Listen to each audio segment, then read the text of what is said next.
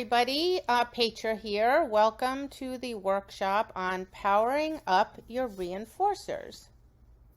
Markers predict reinforcement.